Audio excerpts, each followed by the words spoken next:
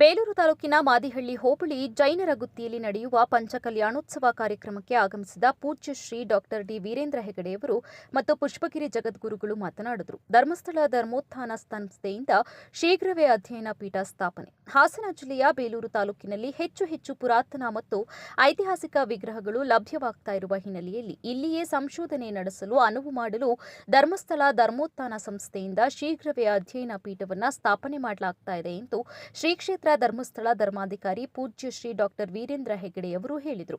ಪುಷ್ಪಗಿರಿ ಮಹಾಸಂಸ್ಥಾನ ಮಠದ ಪರಮ ಪೂಜ್ಯರ ಶ್ರೀ ಸೋಮಶೇಖರ ಶಿವಾಚಾರ್ಯ ಮಹಾಸ್ವಾಮೀಜಿಗಳು ಮಾತನಾಡಿದರು. ಸುಮಾರು 900 ವರ್ಷಗಳ ಗತ ವೈಭವ ಸಾರುವ ಜೈನರ ಗುತ್ತಿ ಕ್ಷೇತ್ರದ ಸಕಲ ಅಭಿವೃದ್ಧಿಗೆ ಇಲ್ಲಿನ ಪೂಜ್ಯ ಶ್ರೀ ವೀರಸಾಗರ ಮುನಿಗಳು ಶ್ರಮಿಸಿದ್ದಾರೆ. ವಿಶೇಷವಾಗಿ ಹಳೇಬೀಡು ಸುತ್ತಮುತ್ತಲೂ ಇಂದಿಗೂ ಜೈನ ಮೂರ್ತಿಗಳು ಮಣ್ಣಿನಲ್ಲಿ ಲಭ್ಯವಾಗ್ತಾ ಇರುವ ನಿಟ್ಟಿನಲ್ಲಿ ಹೆಚ್ಚಿನ ಸಂಶೋಧನೆ ಅಗತ್ಯವಿದೆ. ಈಗಾಗಲೇ ಧರ್ಮಸ್ಥಳ ಧರ್ಮಾಧಿಕಾರಿ ಪೂಜ್ಯ ಶ್ರೀ ವೀರೇಂದ್ರ ಹೆಗಡೆಯವರು ಧರ್ಮಸ್ಥಳ ಧರ್ಮೋತ್ಥಾನ ಸಂಸ್ಥೆ ಸ್ಥಾಪಿಸಿ ಈಗಾಗಲೇ 100 ದೇಗುಲ ಮತ್ತು ಸಾವಿರಾರು ವಿಗ್ರಹಗಳನ್ನು ಸ್ಥಾಪಿಸಿದ್ದಾರೆ. ಅವರು ಕಾರ್ಯ ನಿಜಕ್ಕೂ ಮೆಚ್ಚುವ ಕೆಲಸ ಮಾಡಿದ್ದಾರೆ. ಧರ್ಮಸ್ಥಳದಲ್ಲಿ ಸತ್ಯ ನ್ಯಾಯ ನೆಲೆಸಿದೆ. ಹಾಗೆ ನೀತಿ ದಾಸೋಹವನ್ನ ನಡೆಸ್ತಾ ಇರುವ ಪೂಜ್ಯರ ಕೆಲಸ ಅಗಮ್ಯವಾಗಿದೆ.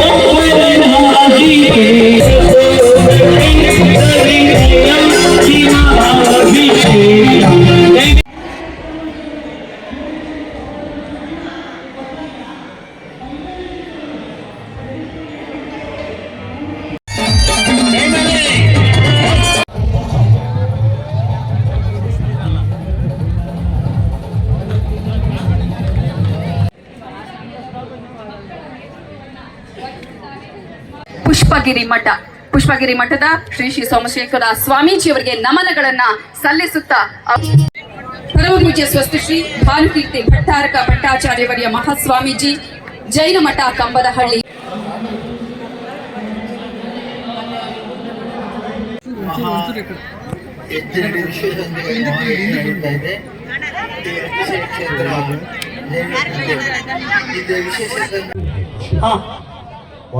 ಬೇಗ ಹೋಗ್ರಿ.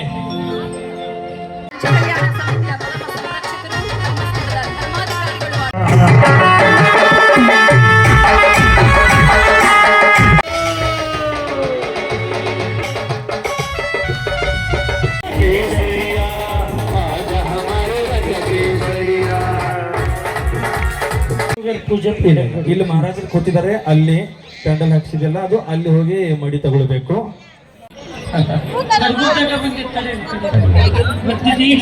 एक और बहुत शुभ सूचना सभी भट्टारक गण हमारे समक्ष गुरुचरण आचार्य भगवान चंद्रशेखर सागर जी महाराज की जय, समस्त आचार्य संघ की जय।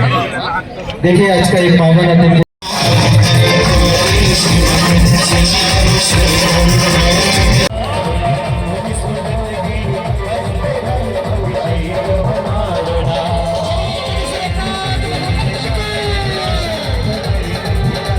ಶ್ರೀ ಡಾಕ್ಟರ್ ಡಿ ವೀರೇಂದ್ರ ಹೆಗ್ಗಡೆ ಅವರಿಗೆ ಗೌರವವನ್ನ ಸಲ್ಲಿಸ್ತಾ ಇದ್ದೇವೆ.